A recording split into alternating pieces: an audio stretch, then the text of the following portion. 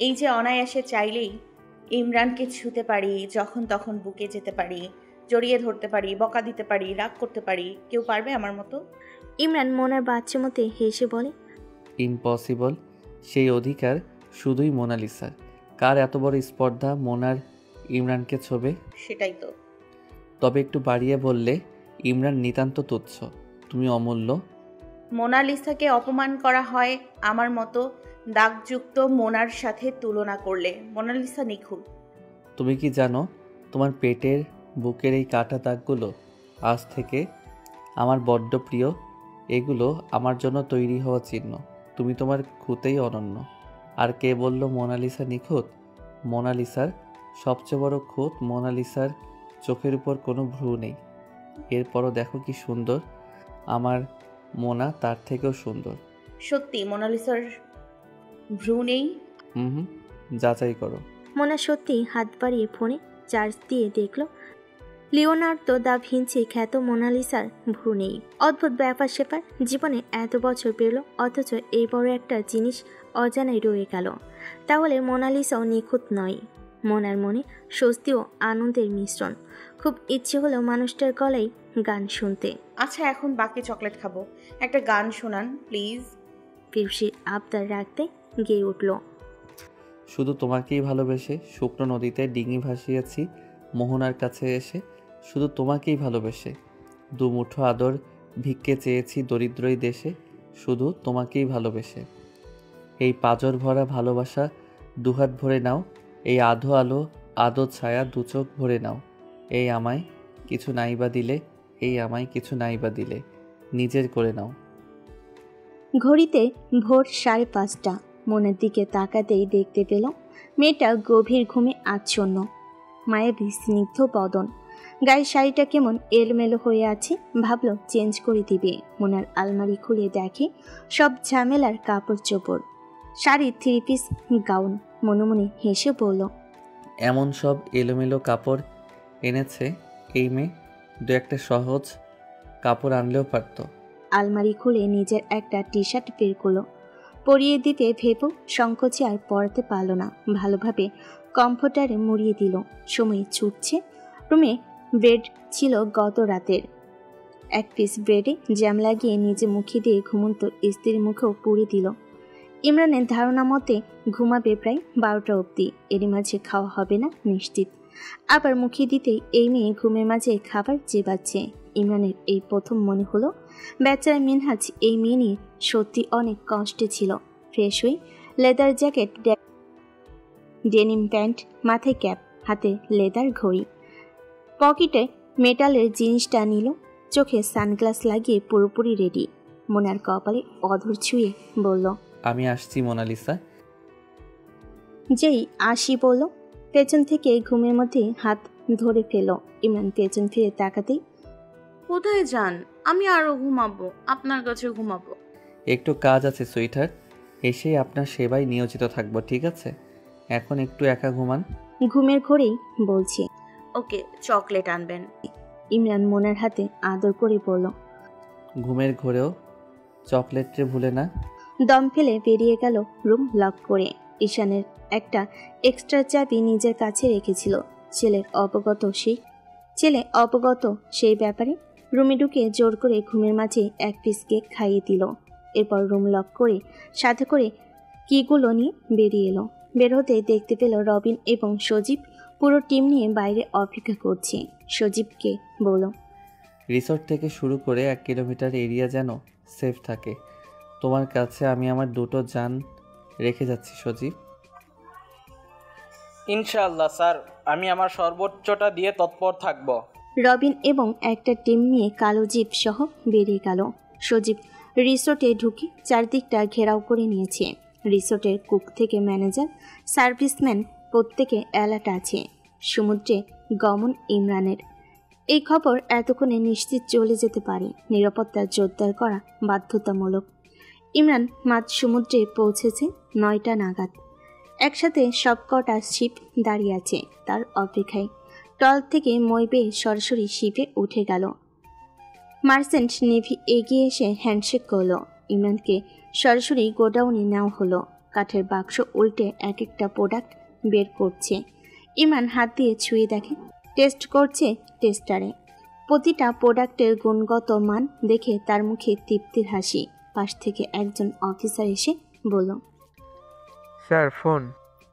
Imran phone হাতে নিতেই ও পাশ থেকে ভেসে এলো প্রিয় স্বর। আসসালামু আলাইকুম, ইমরান দা হিটম্যান। ওয়ালাইকুম আসসালাম কমান্ডার। এই নামে ডাকা বন্ধ করবি না তুই? ও পাশ থেকে হেসে বলল, শুক্রিয়া আদায় করো, ইমরান হাসমি ডাকিনি। তাও ভালো, যেভাবে হিটম্যান ডাকিস ভয় লাগে মাঝে মাঝে। ভাগ্যিস ও পথে পা বাড়াইনি। তুই না থাকলে নাফিস সুস্থ থাকতো না। আল্লাহ যেদিন বাঁচিয়েছেন তোর ওসিলায়। ভাবিজি, আমাদের রাজপুত্র কেমন আছে? বাদ দে, সেই প্রসঙ্গে যেতে চাই না। ওরা দুজনই আলহামদুলিল্লাহ ভালো। ভাবি সাহেবা আর আমাদের পরীটা কেমন আছে? আলহামদুলিল্লাহ ভালো শুনেছি। আমি গত 1 বছর তাদের দেখিনি। এখন যে অভ্যঙ্গল আছে, কিছুদিনের মধ্যে ইনশাল্লাহ ফিরবো হেডকোয়ার্টারে। তুই পারিসও। কিভাবে যে 2টা জান ছাড়া থাকিস? অবশ্য পারতেই হয়, নয়তো তোর দ্বিতীয় বউ সমুদ্র তো তোর উপর ঘোষা করে, তোর ভাষ্যমতে। আল্লাহ দিন পাঠ করছে তো। আরে চরম গুসা করে। যেদিনই ভাবে কিছু মাসের জন্য ঘুরে আসবো, সেদিনই তাণ্ডব তোলে। কেননা কোনো সাসপিসাব সাবমেরিন আসে অথবা ঘূর্ণিঝড়, জলোচ্ছ্বাস শুরু হয়। কি প্রেম ভাবতে পারিস? এটুকুতেই দুজন হাসছে। পুনরায় কমান্ডার প্রশ্ন করলো, আচ্ছা, প্রোডাক্ট ঠিকঠাক? এতক্ষণ যা টেস্ট করলাম সব ঠিকঠাক, কিন্তু চিন্তা হচ্ছে পোর্টে ঢুকলে তো ঝামেলায় পড়ব, কারণ ওখানে বদি থাকবে। ও প্রোডাক্ট লিগ্যাল হলেও আটকায় বিভিন্ন বাহানায়, আর সেখানে আমার 1000 কোটির প্রোডাক্ট। আমি কেন আছি? গত 3 মাস ধরে বাড়ি না গিয়ে সমুদ্রে পাহারা দিচ্ছি। কি বদি পকেট আটকাতে? নিশ্চিন্তে ভাবিজের সাথে ট্যুর এনজয় কর। প্রয়োজনে পোর্টে আমি যাব। সম্পূর্ণ লাইবিলিটি আমার। That's great, thank you so much দোস্ত। দোস্তি? No sorry, no thank you. Okay রাখছি, সাবধানে ফিরে যাস। আমার টিম নিয়ে ব্যাক করবি। তোর টিম স্ট্রং হলেও আমি বিশ্বাস করি না। তুই তো সবাইকে সন্দেহ করিস। করতে হয় বস, পেশাটাই এমন। হেসে উঠল দুজন। ইমরান বলল, ঠিক আছে দোস্ত, ভাবি সাহেবা আর শেহেজা মামুনিকে নিয়ে ঘুরে যাস ঢাকা আসলে। ইনশাল্লাহ। ঈশানকে দেখেছি সেই ছোট্টবেলায়, অনেক বড় হয়েছে। সেদিন তো সোশ্যাল মিডিয়ায় দেখলাম। আসবো একদিন। রাখছি। Have a safe journey. Same to you, আল্লাহ হাফেজ। কথাটা শেষ করে ইমরান পুরোটা শিপ ঘুরে ঘুরে চেক করলো। রবিনকে দায়িত্ব দিয়ে নেমে এলো। তীরে ট্রলার আসতেই ঘড়িতে দেখলো 11:30। মনে মনে ভাবলো, কি করছে এরা রুমে? যদিও চিরকুট রেখে এসেছে। সজীব ফোন দিয়ে জানালো একজনও ওঠেনি। আশেপাশে হাঁটাহাঁটি করছে লোকজন। রিসোর্টে পৌঁছাতেই ইমরান দূরত্বে এসে সবার আগে ছেলের রুমে ঢুকলো। ছেলে চিপস খেতে খেতে টিভি দেখছে। বাবাকে দেখে বলল, good morning Bappa. Good morning জান বাচ্চা। সরি পাপা, আটকে রেখে গিয়েছিলাম। ছেলের কপালে আদর দিয়ে জড়িয়ে ধরল। ছেলে হেসে বলে, ইটস ওকে, আমি বুঝতে পেরেছি তুমি কাজে বেরিয়েছো। এখন কি আমি বাইরে যেতে পারি? অবশ্যই, বিকেলে দূরে ঘুরতে যাব। এখন যাও, সজীব চাচ্চুকে নিয়ে আশেপাশে ঘুরে আসো। ঈশান লাফিয়ে উঠে গেল। ইমরান নিজের রুমে ঢুকতে দেখতে পেল ম্যাডাম এখনো ঘুমে। গায়ের জ্যাকেট খুলে দম ফেলে খাটে বসে নিজে নিজে হাসছে। আস্তে ডাকলো, মোনালিসা বউ, সোনা উঠবে না? আর মোরা ভেঙে পড়ে। আর একটু ঘুমাই। ঘুম ঘুম আদো কথা শুনতেই ভালো লাগছে। ইমরান এগিয়ে এসে ললাটে অষ্ট ছুঁয়ে দিল। উষ্ণ আদো পেয়ে মোনা বিড়াল ছানার মতো নিজের মাথা ইমরানের কোলে উঠিয়ে দিল। ইমরান ধীরে ধীরে চুলে বিলি কেটে দিতে দিতে বলল, ওঠো, অনেক সময় পেরিয়েছে তো। অল্প ঘুমাই। আমি একবার উঠেছিলাম, আপনাকে খুঁজেছিলাম, আপনি ছিলেন না তো। একটু কাজে গিয়েছিলাম। পুনরায় ইমরানকে আষ্টে পিষ্টে ধরে বলল, আর যাবেন না আমাকে ফেলে? ইমরান হাসছে মোনার বাচ্চমতে। ঘুমের ঘরে এই মেয়ে নিজ সত্তায় ফিরে এসেছে। সকালে নামাজ পড়তে উঠে যা করেছে, রীতিমতো বাগযুদ্ধ পুলের পানিতে নামিয়ে দিয়ে। নিজেদের রুমের পাশেই ব্যক্তিগত পুল সাইড করা আছে।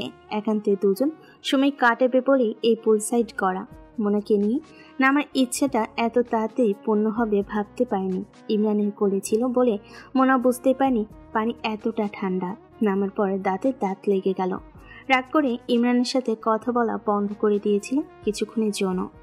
ইমরান প্রথমে ভয় পেয়ে গেল, পরে মাথায় এলো এই মেয়েটা প্রচুর প্যাম্পার করা প্রয়োজন হবে। এদিকে হাতের সময় খুবই কম। নিজের কপাল চাপড়ে মনে মনে বলে, আমার ঈশান ও এর চেয়ে বেশি বুঝতার। মোনা কাঁদতে কাঁদতে বলেছিল, জীবনেও আমি পুলে নামবো না আপনার সাথে, এত ঠান্ডা পানি। ইমরান হেসে বলেছিল। আচ্ছা। ফজরের সালাত আদায়ের পর জায়নামাজ থেকে উঠে মোনা বলল, কাছে আসবেন না আমার। ওকে ফাইন, ঢাকা গিয়ে ভেবে দেখব।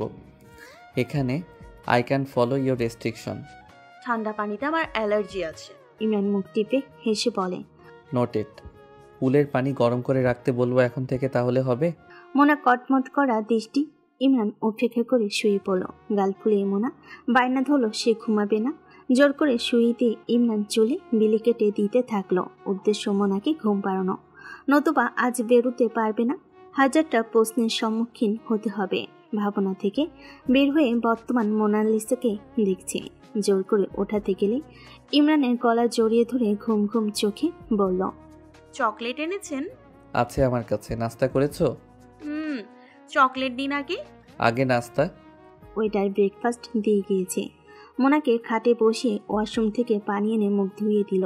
ইমরান ফুড টলি টেনে একটু একটু করে স্যুপ খাইয়ে দিচ্ছে। মোনা ইমরানের কাঁধে মাথা রেখে একটু একটু করে খাচ্ছে। ইমরান মুখ টিপে হাসছে। এই মেয়ের ক্ষণিকের মাঝে এমন পরিবর্তন হয়। খাবার শেষে মোনা উঠে ওয়াশরুমে যাবে। নিজের শাড়িতে নিজেই মুড়িয়ে পড়েছে। আয়নার সামনে দাঁড়িয়ে বলে, আল্লাহ, এই শাড়িটা এত আবোল তাবোল হলো কি করে? ইমরানের দিকে তাকাতেই ইমরান বলে, এভাবে তাকাবে না বলছি। আমি তোমার কাছেও যাইনি, নিজেই এমন হাল করেছো ঘুমের মাঝে। শাড়ির খুব কষ্ট হচ্ছে তোমাকে জড়িয়ে থাকতে। দেখেছো বেচারা কোনো মতে নিজের আত্মসম্মান রক্ষা করে তোমার গায়ে ঝুলে আছে। কি অদ্ভুত কথা, শাড়ি নাকি আত্মসম্মান আছে? মানুষটা কি বোঝালো? মোনা শাড়ি সামলাতে পারে না। শাড়ির সাথে যার সখ্যতা সেই অবুঝ বয়স থেকে, সেই নাকি শাড়ি সামলাতে পারবে না। নেহাত সকালে কোনো রকম গায়ে জড়িয়েছিল। অকমরসাদ মাথায় খেলো, যার জন্য এত আয়োজন করে রাত থেকে শাড়ি পরেছিল। সকালেও নতুন একটা শাড়ি পরলো। সে কি শাড়ি নিয়ে তাকে অপমান করলো? আবার মুখটা কালো করে ধপ করে ইমরানের কোলে বসে পড়ল। বেজার মুখে বলল, আমার কি নাইটি আনা উচিত ছিল? আপনার কি আমাকে শাড়িতে পছন্দ হয়নি? কিন্তু আমি তো এসব পরি না ইমরান সাহেব, আমার ছি লাগে, দেখতে কি বিশ্রী। ইমরান চোখ বড় করে ফেল। কি সাংঘাতিক চিন্তা! শাড়ি থেকে নাইটিতে কি করে প্রসঙ্গ গেল? চমকে গিয়ে নাকমুখ কুচকে বলল, প্রয়োজন নেই ওসবের। মাথায় আসে কি করে এসব উদ্ভট চিন্তাভাবনা? তোমাকে হলিউডে নায়িকা হতে কে বলেছে? আমার মোনালিসা শাড়িতে অনন্য। শাড়ি আমার বেশ পছন্দের। অন্য সময় জানি না, আমার কাছে আসলে শাড়িতেই আসবে। নিজেকে মনের মতো সাজিয়ে। মৃদু হেসে মোনা ঘাড় মাথা ঝাঁকালো। মেয়েটা কেমন যেন এলোমেলো হয়ে আছে। ইমরান মোনার গায়ে হাত দিতে বুঝতে পারল শরীর গরম। মোনা উঠে একটা গাউন বের করে ওটা নিয়ে ওয়াশরুমে চলে গেল। মোনা বেরিয়ে এলে ওয়েটার ডেকে রুম ক্লিন করিয়ে নেয়। কাল রাতের ফুল সব স্বর্ণ ছিটানো। মোনা চুপচাপ ফোনের দিকে তাকিয়ে কার্টুন দেখছে আর নতুন খোলা চকলেট খাচ্ছে। জোর করে ওষুধ খাইয়ে দিয়েছে ইমরান। দুপুর হয়ে এলো। এমি এত চকলেট কি করে খেতে পারে? ওয়েটার চলে গেল। মোনা এক পিস চকলেট ইমরানের দিকে এগিয়ে দিলে ইমরান বলে উঠল, তুমি যে হারে চকলেট খাও, আমার চকলেট খাওয়ার প্রয়োজন নেই। এমনিতেই ডায়াবেটিস তরতর করে বেড়ে যাবে। আমার খাওয়ার সাথে আপনার সম্পর্ক কি? কিছু না। ইমরান সোফায় বসে নতুন মডেলগুলো চেক করছে ল্যাপটপে। মোনা খেপে গিয়ে বলল, ধুর, বসে আছেন কেন? এখানে আসেন। আসছি। ইমরানের উপহার হিসেবে কোম্পানি এবার পাঠিয়েছে পেলিকান 1200 মডেল কেস এবং বেরেটা M9 গান।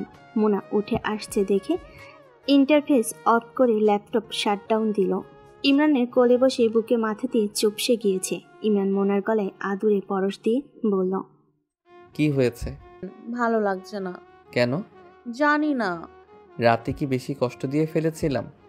মোনা দুপাশে মাথা নাড়ছে, হঠাৎ কেমন গুটিয়ে গেল। মোনার থুতনি ধরে ইমরান মুখ তুলতে মোনা পুনরায় মাথা নোয়াল। ইমরান হেসে বলল, মোনালিসা, ইউ আর ব্লাশিং। আপনি এভাবে লজ্জা দিচ্ছেন কেন আমাকে? লজ্জা দিচ্ছি না লিটল ফেরি, স্বাভাবিক করার চেষ্টা করছি। তুমি আমায় কেন লজ্জা পাচ্ছ বলো তো? আমার মাঝেই তো নিজেকে মেলে ধরলে। রাতে তো অনেকটা আত্মবিশ্বাস ছিল। আমি যতদূর জানি আমি নিজেকে সামলেছি অনেকখানি, তবে বড্ড কষ্ট হয়েছিল। মোনালিসা, ট্রাস্ট মি, আমি পারিনি কাল রাতে নিজেকে নিয়ন্ত্রণে রাখতে। আপনি চুপ করবেন? আমার লজ্জা বাড়াচ্ছেন কেন? আচ্ছা, তবে আজ এতবার কোলে উঠছেন কেন ম্যাডাম? আপনি অ্যাটেনশন দিচ্ছেন না। এত অ্যাটেনশন দিয়ে কি হবে? চোখ মুখ কুঁচকে মোনা উঠে দাঁড়ায়, খেপে বলল, আর যদি আপনার কাছে আসি? এই যে আবার খেপেছে। ইমরান টেনে এনে কোলে বসিয়ে বলল, কেন? আমি আদর করি না, যত্ন করি না? খোঁটা দিচ্ছেন কেন? আমার সত্যি ভালো লাগছে না। ইমরান বাচ্চাদের মতো করে আঙ্গুলের অগ্রভাগ দেখে পরিমাপ করে বলল। একটু আদর করলে ভালো লাগবে। মোনা ভাবনায় হারালো, ঘাড় ঘুরিয়ে আগের মতো ইমরানের কোলে গুটিসুটি হয়ে বসে বলল, একটু বেশি না। কিভাবে আদর করতে হবে বলে দিন। কোলে নিয়ে ব্যালকনিতে রোদের মধ্যে দোলনায় বসলে হবে। এতটুকুই? হুম। কোলে নিয়ে দোলনায় বসতে মিষ্টি রোদ গায়ে লাগলো। মোনা ইমরানের দিকে তাকিয়ে বলল, আপনাকে ড্যাশিং লাগছে, একটু আদর করি। ইমরান চমকে গিয়ে তাকে হাসি আড়াল করে বলে, কেন নয়, অবশ্যই। মোনা ইমরানের বাম গালে ঠোঁট ছুঁয়ে দিল। অধর প্রশস্ত হাসি দিয়ে বলল, শেষ। ইমরান বলল, এবার আমি একটু করি। হুম। মোনার নমনীয় অধরে আলতো করে অধর ছোঁয়ালো, এরপর অধর ছেড়ে বলল, সব সময় এমন আদুরে হয়ে থাকো কেন? মারাত্মক বিপজ্জনক মেয়ে তুমি। মোনা বলে, কি করেছি আমি? এই যে, আর দুনিয়ার কিছুতে মন বসবে না, সারাক্ষণ মন মোনালিসাতেই পড়ে থাকবে। এর ড্রাইভার কার? আমি তো চাই এটাই। ইমরান হাসছে আর ভাবছে, পাগলিটার বড় হলো না, দুরন্তপনা কমেনি, সামলেছে কেবল। বিকেলে মোনা এবং ঈশানকে নিয়ে ইমরান পাটওয়ারটেক, পাথর রানী sea beach, Shyamlapur sea beach ঘুরে নিজেদের বিচে চলে এসেছে। কক্সবাজারের উখিয়া উপজেলার কক্সবাজার টেকনাফ মেরিন ড্রাইভ সড়কে অবস্থিত পটুয়ারটেক সি বিচ। শহর থেকে পটুয়ারটেক সি বিচের দূরত্ব প্রায় 30 কিলোমিটার। এক পাশে পাহাড়, অন্য পাশে সমুদ্র। এ যেন দুয়ের মিশলে এক অন্যরকম নৈসর্গিক সৌন্দর্য। সেন্ট মার্টিনের মতো রয়েছে প্রচুর জীবন্ত কোরাল, যার কারণে এর চাহিদা দিন দিন বেড়ে যাচ্ছে পর্যটকদের কাছে। ঈশান এবং মোনার উচ্ছ্বাস দেখছে ইমরান একপাশে দাঁড়িয়ে। ইমরানের অনেকবার আশা হলো এই দুটি মানুষের জন্য এই প্রথম শহর থেকে দূরে সমুদ্রের কাছাকাছি কয়েকটা দিন কাটানোর সিদ্ধান্তটা বেশ হয়েছে। নিজের মতো করে ওদের পেয়েছে। রাস্তায় ফেরার পথে মোনার ফোনে বেজে উঠল। স্ক্রিনে নামটা দেখে মোনা বিরক্ত হলো, অপ্রকাশিত রাখল। ফোন রিসিভ করতেই ওপাশ থেকে জুয়েল বলে উঠল, মোনাশা, আমার জয়েনিং নেক্সট উইক। তোমার সাথে দেখা করে শুভ কাজ শুরু করতে চাচ্ছি। ইমরানের দিকে তাকিয়ে দেখতে পেল নিজের কাজে মগ্ন। মোনা স্বাভাবিক গলায় বলল, ভাইয়া, আমি ঢাকার বাইরে এসে কথা বলবো। মোনার মুখে ভাইয়া ডাক শুনে ইমরান চোখ তুলে মোনার দিকে তাকাতেই মোনা হেসে উঠল। এই ভাইয়া যে সেই ভাইয়া তা বুঝতে আর বাকি রইল না। দুটো কথার মধ্যে মোনা বাক্য শেষ করে ইমরানের দিকে তাকাতেই দেখতে পেল মুখ ঘুরিয়ে রেখেছে। মোনা ইমরানের কাজ ঘেঁষে বলল, জুয়েল ভাই ছিল। ঠিক আছে। মোনা মুখ টিপে হাসছে, পুনরায় জবাব দিল, ঢাকা গিয়ে সলভ করে নিব, আপনারটাও আমারটাও। আমার কি প্রবলেম? ওই যে রিমি কেস। মোনালিসা, একটু বেশি হচ্ছে না? ওকে আমি সরাসরি নিষেধ করেছি, এত সিরিয়াস হওয়ার কিছু নেই। আপনি জানেন না ও কত সিরিয়াস, এখন না অনেক বছর আগে থেকে। তুমি যখন জানতে তুমি দমাওনি কেন? কিসের অধিকারে দমাবো? আপনি কে ছিলেন আমার? এখন তো পুরো ইমরানটাকেই নিজের আয়ত্তে নিয়েছো, যে এসব উটকো ঝামেলা সলভ করে। মোনা মনে মনে বলছে, করব এমন ডোজ দিব আপনার নামের সাথে নিজের নামও ভুলে যাবে। মনে রাখবে শুধু একটাই নাম, দ্য ওয়ান্ডার উইম্যান মোনালিসা। রিসোর্টের বাইরে বন্ধুরা আড্ডা দিতে ব্যস্ত। দূর থেকে ইমরানদের আসতে দেখে এগিয়ে এলো। বেশ গোছালো স্মার্ট একজন রমণী ইমরানকে সালাম দিয়ে কুশল বিনিময় করছে। ইমরান মোনাকে দেখিয়ে বলল, অনন্যা আমার স্ত্রী, মোনাশা ইকবাল। মোনালিসা কাল জহির অনন্যার কথাই বলছিল। তোমরা আলাপ করো, আমি একটু আসছি, একটু কল অ্যাটেন্ড করে। অনন্যা সরাসরি প্রশ্ন করল, ভালো আছো মোনাশা? জি আলহামদুলিল্লাহ, আপনি? ভালো, তোমাকে বেশ সুন্দর লাগছে। আপনাকেও। নিজের মেয়েকে দেখিয়ে বলল। আমার মেয়ে তোমার চেয়ে কিছু বছরের কম। মোনার প্রথম থেকে মনের উপর নিচে ধারণা হতে শুরু করেছিল। এই মহিলার কথার ধরন ভিন্ন। চট করে আন্দাজ বুঝে ঈশানকে দেখিয়ে বলল, আমার ছেলে আপনার মেয়ের বয়সী, চেনেন তো নিশ্চয়ই? তোমার ছেলে হিসেবে চিনি না, তবে ইমরান এবং কাকনের ছেলে হিসেবে চিনি। কথার প্যাচ বেরিয়ে চলেছে অনন্যার ফিরতি প্রশ্ন। সংসার কেমন চলছে? আলহামদুলিল্লাহ ভালো। তা তো অবশ্যই, সব তো এখন তোমার। রাজাও তোমার, রাজত্বও তোমার। Don't mind jokes apart. Mona হেসে বলল, নো ইটস ওকে।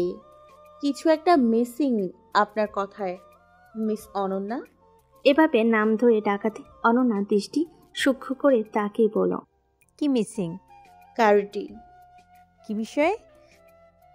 মেনে নিতে কষ্ট হচ্ছে আমাকে ইমরান সাহেবের সাথে। কষ্ট হচ্ছে তা ঠিক নয়, তবে বেমানান তোমার। তুমি বেশি সুন্দরী, এরপরও বয়সে এত ব্যবধান। কাউকে সরি প্লিজ রাগ করো না, আমি স্পষ্ট কথা বলতে পছন্দ করি। ধন্যবাদ, আমি স্পষ্টতা পছন্দ করি। তবে আমি এবং ইমরান সাহেব বেমানান নই।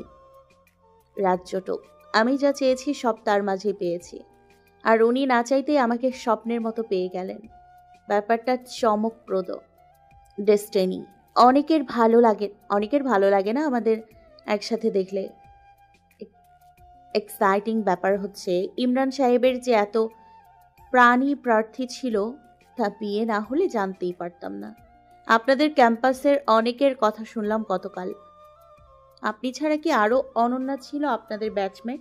অনন্যা চোখ দুটো ক্ষীণ করে বলল, আমি ছাড়া ছিল না কেউ? ও, তাহলে আপনার কথাই বোধহয় শুনলাম। হয়তো ভুল শুনেছি, কারণ ঠিক হলে তো আপনি ইমরান সাহেবের সাথেই থাকতেন। Don't mind jokes apart. উফ সরি, আরেকটা কথা ভুলে গিয়েছিলাম। ইমরান সাহেব তো সম্পর্কে জড়াতে চায়নি যতক্ষণ পর্যন্ত নিজের যোগ্য কাউকে পেয়েছেন। তুমি যে খুব চালাক ভাবো। ভাববো কেন? আমি ডেফিনেটলি চালাক। চালাক বলেই রাজা, রাজ্য এবং রাজপুত্র তিনটে নিজের নামে লিখে নিলাম। পেছন থেকে ইমরানের ডাক পেয়ে ঘাড় ঘুরিয়ে বলল, হ্যাঁ আসছি। আচ্ছা আসি, পরে কথা হবে। ভালো থাকবেন, বাসায় আসবেন আমার রাজ্য দেখতে। অনন্যা নিজের অপমান সহ্য করতে না পেরে বন্ধুদের মাঝে চলে গেল। সকলের সামনে খানিকটা চেঁচিয়ে বলল, ইমরানের ওয়াইফ যথেষ্ট বেয়াদব একটা মেয়ে। রয়া প্রতিবাদ করে বলল, কি বলেন? আমার তো বেশ ভালো ভদ্রই লেগেছে। কিসের ভদ্র? মুখে মুখে তর্ক করে। তৌসিফ হেসে বলে, ওহ এই ব্যাপার, আসলে তর্ক করে না, ঝামা ঘষে দেয়। তোরও দিল নাকি রে? সকলে একসাথে হাসতে হাসতে অনন্যাকে নিয়ে খানিকটা প্রহসন করে নিল। পরের দিন সকাল হতেই সবাই ঘুরতে যাবে সুগন্ধা বীচ। যদিও ইমরানের পছন্দ নয় ওই গিজগিজ করা বীচ, তবুও ছেলে এবং বইয়ের মন রক্ষার্থে ছুটল। হুট খোলা জিপ ছুটছে সুগন্ধা পয়েন্ট। এসে দেখল পুরো টিম এখানে। জহির হেসে এগিয়ে এসে বলল, মোটেও কাকতালীয় নয়, ঈশানকে পটিয়ে তোকে এখানে এনেছি। ইমরান মুখ গোমরা করে গম্ভীর স্বরে বলল, this is not fair. Hasif, Ranjan, Shafiq, Tausif এগিয়ে এসে বলল, কথা কম বল, চল ব্রিজে নামবো। ইমরান একপাশে দাঁড়িয়ে বলল, আমার নামার ইচ্ছে নেই। ঈশান মোনাকে ঠেলছে। মোনা এবার ইমরানকে সবার সামনে বলে উঠল, আপনি কি ঘুরতে এসে রাগ অভিমান পুষবেন? এনজয় করেন। ইমরান আঙ্গুল তুলে বলল, একদম আমার নানির মতো আচরণ করবে না। আমিও ভিজবো না, তোমরা দুজনে ভিজবে না, অন্য বিচে ভিজবো। বন্ধুরা হাসতে হাসতে মাটিতে গড়াগড়ি খাওয়ার অবস্থা। মোনার দিকে তাকিয়ে বলে, ভাবি আপনার উপর ও ছুরি ঘুরাই, মানুষ হলো না ছেলেটা। মোনার জেদ চাপলো। অন্য ভাবিরা এগিয়ে এসে বলল। ইমরান আগ বাড়িয়ে বলে, ভাবি ঠান্ডা লাগবে, দুজনেরই সমস্যা, কেউ এক্সট্রা ড্রেস আনেনি। মোনা তৎক্ষণাৎ বলে উঠল, অবশ্যই এনেছি, আমার, আপনার আর ছেলের। ইমরান চোখ পাকিয়ে বলে, আমাকে জানিয়েছো? মোনা গাল ভেঙচি দিয়ে বলল, জানাতে হবে কেন? ঈশান বাবা, চলো তো আমরা প্যাশন ফ্রুট খাবো। ইমরান বন্ধুদের দিকে কটমট চোখে তাকিয়ে বলে, তোদের পাল্লায় পড়ে আমার বউ ছেলে দুটোই অবাধ্য হয়েছে, দেখে নিব আমি তোদের। জহির বলে উঠল, একদম তোরে শায়েস্তা করার মতো বউ পাইছিস। ইমরান মোনা আর ঈশানের পিছু নিল। এদিকে অন্য বন্ধুদের স্ত্রীদের একজন বলে উঠল, ভাইয়া তোমাদের এত অপছন্দ কেন করে? হাসিব আর রঞ্জন দীর্ঘশ্বাস ফেলে বলে, পরিস্থিতি তখন তেমন ছিল, ওর দুর্দিনে তৌফিক আর জহির ছাড়া কেউ ওর পাশে ছিল না। আমরা তো নাই, ভুলিনি সেসব। মানুষের বিকাশ ঘটে ধীরে ধীরে। তখন ভাবতাম ইমরান খুব বাজে ছেলে, পালিয়ে বিয়ে করেছে, সেই বিয়েটিকে নিয়ে এই বয়সে ছেলে সামলায়, সংসার করে, রিটেক খেয়েছে, তেমন মিশতাম না, ওকে নোট দিয়ে হেল্প করিনি কেউ। এমন হয়েছে অনুরোধ করে বলতো, নোটটা দিবি। আমি তো নিয়মিত ক্লাস করতে পারি না, ছেলেটা ছোটো। আমরা হাবিজাবি বুঝিয়ে চলে যেতাম। ভাবতাম ওর সঙ্গ খারাপ। ছেলে নিয়ে পরীক্ষা দিতে আসতো মাঝে মাঝে। কিছু স্যার খুব সাপোর্ট করতো, কিছু স্যার অপছন্দ করতো, বাকিদের জন্য ডিস্টার্ব না হয়। 2 বছরের ছেলে নিয়ে একা বারান্দায় কত পরীক্ষা দিয়েছে। পরীক্ষার সময় যদি হতো 2.5 ঘন্টা, 1 ঘন্টা ছেলেকে খাওয়াতো, টেক কেয়ার করতো, বাকি 1.5 ঘন্টা পরীক্ষা দিয়েছে। তখন ভীষণ মজা করেছি, আড়ালে অবরালে কত কথা বলেছি ওকে ঘিরে। এখন জানো, এসব ভাবলেই বুকের ভেতরটা ফেটে যায়। কত বড় অমানুষ ছিলাম আমরা। জহির বা তৌফিক নিজেদের পরীক্ষা শেষ করে ঈশানকে রাখতো। ও রিটেকের সময়গুলোতে জহির, তৌফিক অথবা নয়ন দেখতো। নয়নের সাথে ইমরানের স্কেজেউল একদম মিলত না। মূলত ঈশান মানুষ হয়েছে বাচ্চাদের কাছে বেশি। ইমরানের বোনের তখন সদ্য স্বামী মারা যায়, বাবা মা দুজনেই গত হয়েছে বছর ঘুরতে। আপা কি ঈশানকে দেখবে না, নিজের মানসিক অবস্থা সামলাবে? ওই 2টা বছর ইমরান পুরো পাথর ছিল। মাঝে মাঝে মনে হয় সৃষ্টিকর্তা কষ্ট যা দেন তার পরিবর্তে বহুগুণ সুখ বাড়িয়ে দেন। এখন ইমরানকে দেখো। রায়া বিস্মিত হলো এই মানুষগুলোর আচরণে। বলল, ভাইয়া তো আপনাদের সাথে কথা বলে, আমি হলে কখনই বলতাম না। জহির হেসে বলে, sentimental lady. By the way, তোদের একটা মজার কথা বলি। হাসিব ভাবি, বিশেষ করে আপনাকে। মোনার আরও একটা পরিচয় আছে, নয়নকে তো চিনেন, আপনার ডিপার্টমেন্টের সিনিয়র, আমাদের ফ্রেন্ড। ভদ্রমহিলা মাথা ঝাঁকলেন। এই যে ইমরানের মিসেস মোনা, নয়নের আপন ভাগ্নি। সবাই থতমত খেয়ে গেল। জহির হেসে বলে, জি, আর এই মেয়ে ইমরানকে নাকানি চুবানি খাইয়ে বিয়ে করেছে। তাহলে বোঝেন ইমরান কি জিনিস। এতটুকু মোনাও ইমরানের জন্য অস্থির।